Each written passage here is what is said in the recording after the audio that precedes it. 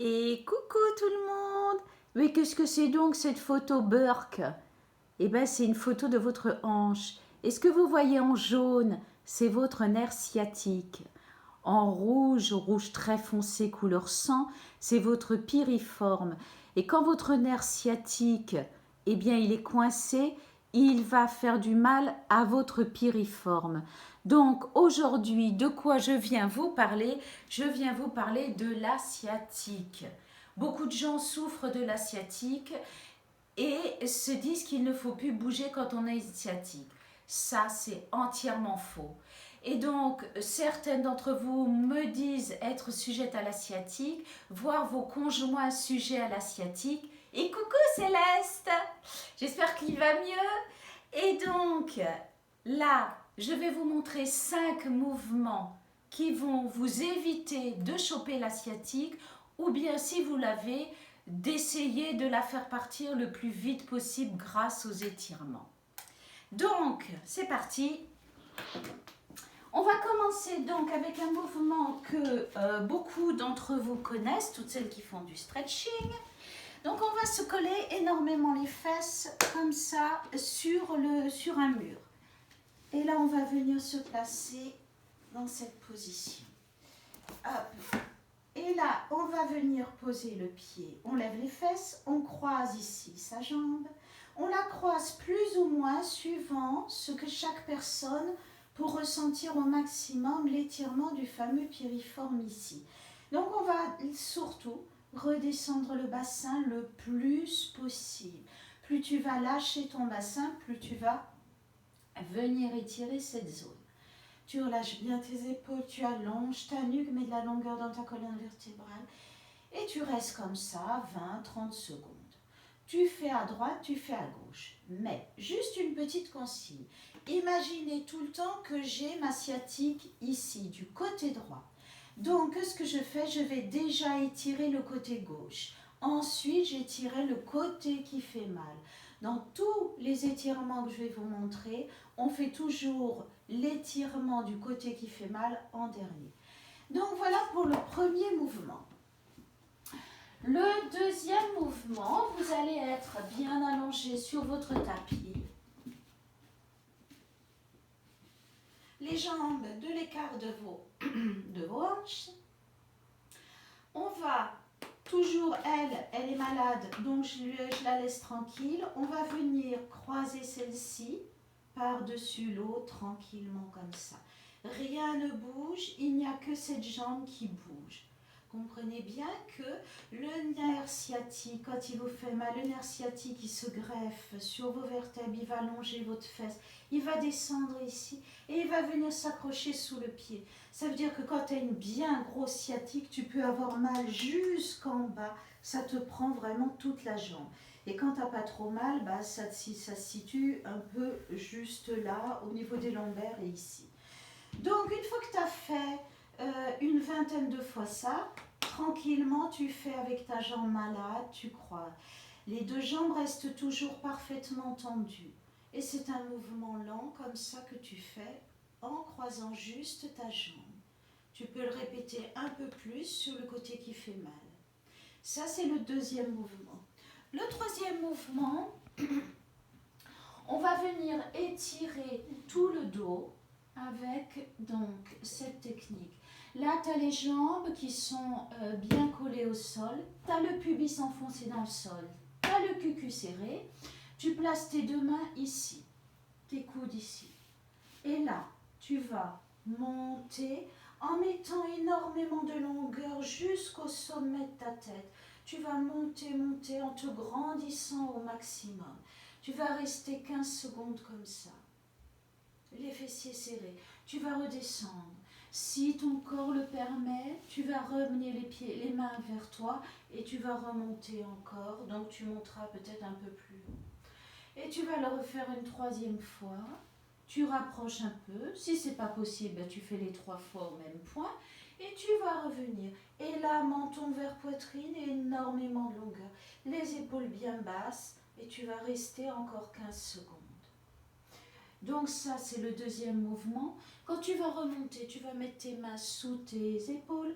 Tu vas pousser énormément tes genoux dans le sol pour ne surtout pas remonter comme ça, mais remonter en poussant sur tes genoux et en poussant sur tes mains pour remonter le dos bien droit. Le troisième mouvement.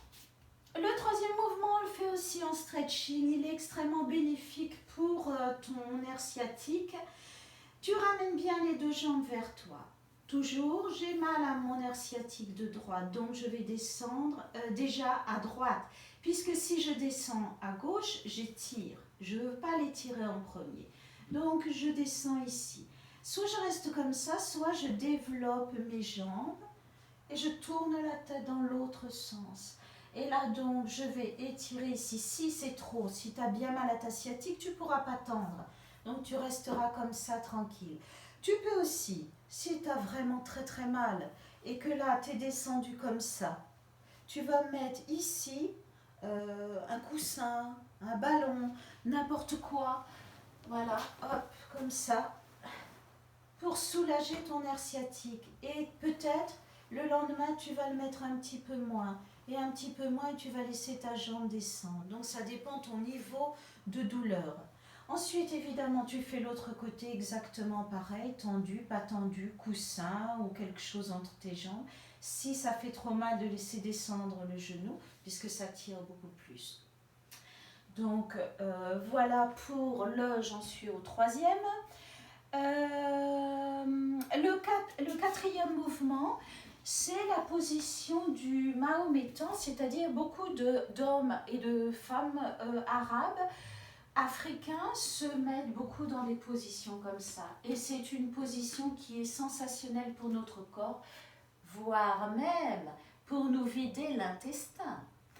Si tu t'assois sur les toilettes et que tu as tendance à être un petit peu constipé et que tu es assis sur les toilettes comme ça, tu n'as pas ton intestin qui est capable de se vidanger. Si par exemple tu es comme ça, c'est-à-dire soit tu t'assois sur tes toilettes, tu mets un tabouret haut pour te remonter les genoux très haut, soit carrément tu montes sur tes toilettes et tu te mets comme ça sur ton chiotte. Et là, tu es dans la parfaite position pour vidanger ton intestin. Mis à part ça, la position donc du mahométan ou du petit bonhomme. Donc là, tu vas écarter tes jambes un petit peu. Tu peux tout à fait te mettre ici sous les talons si tes talons n'arrivent pas à descendre en bas des bouquins ou quelque chose qui va te permettre de te reposer quand même. Et là, tu vas lâcher tranquillement comme ça.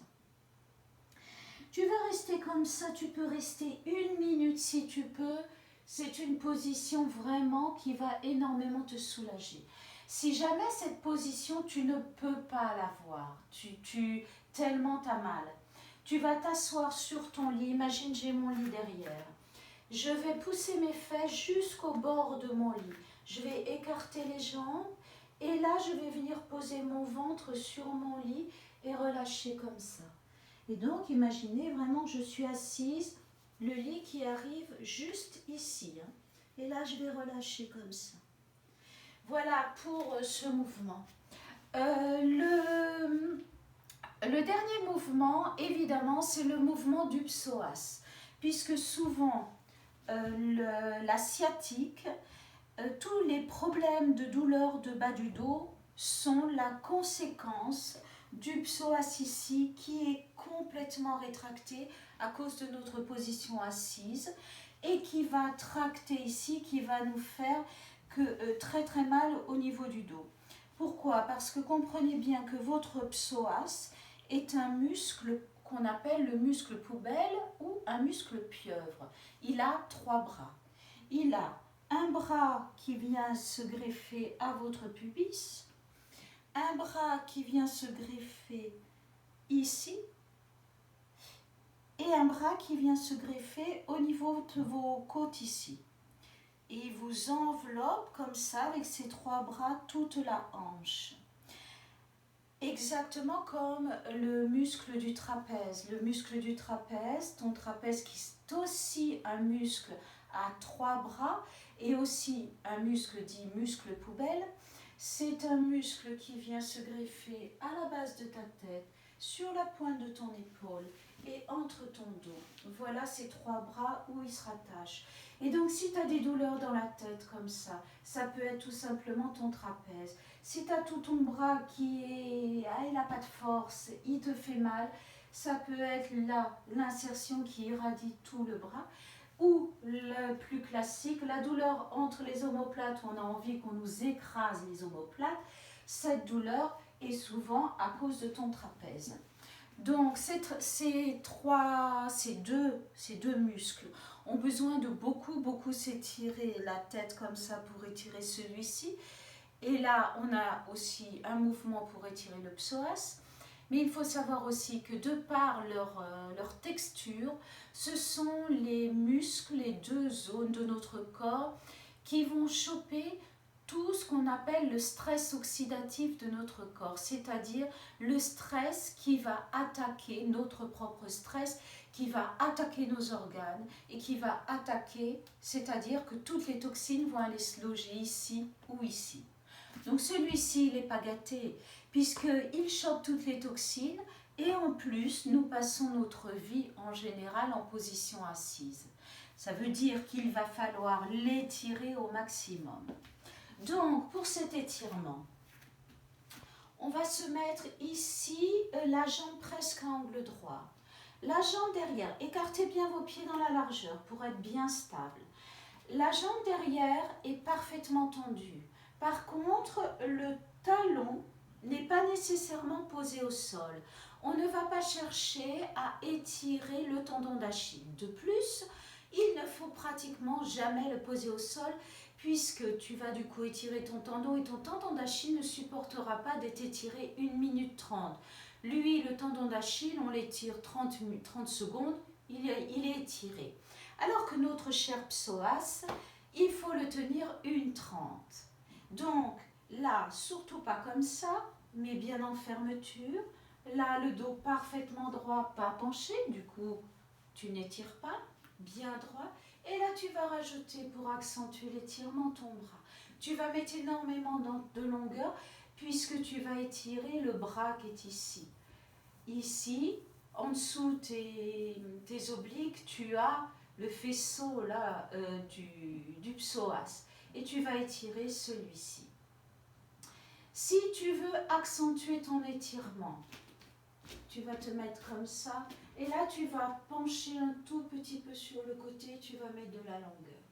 Et là, vous allez avoir impérativement un chronomètre dans la main pour rester impérativement 1 minute 30.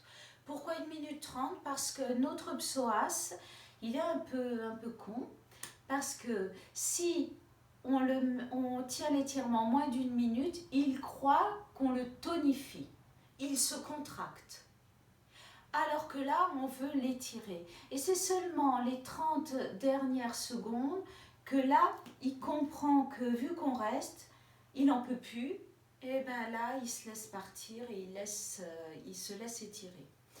Donc, c'est très important de garder 1 minute 30. En dehors des exercices que je viens de vous montrer au niveau, j'en ai pas oublié un, hein. Non, je crois pas. Au niveau du psoas, les étirements du psoas, il y a une chose aussi qui est très importante, c'est que quand tu es en crise, et même si tu n'es pas en crise mais que tu es sujet à ça, ne jamais t'asseoir sur un canapé mou ou un fauteuil mou où tu as le postérieur qui tombe et là les lombaires qui s'arrondissent et que tu es comme ça là enfoncé au fond de ton siège. Mais par contre, t'asseoir sur une chaise, les fesses poussées contre le dossier de la chaise, le dos parfaitement droit et les jambes à angle droit au niveau des genoux et de la hanche. Cette posture, quand tu es en crise, est impérative et jamais t'asseoir dans un fauteuil.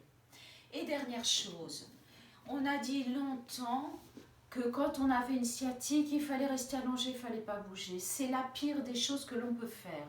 Quand on a une sciatique, même si on a mal, il faut marcher. Il faut marcher, mais par contre changer notre marche.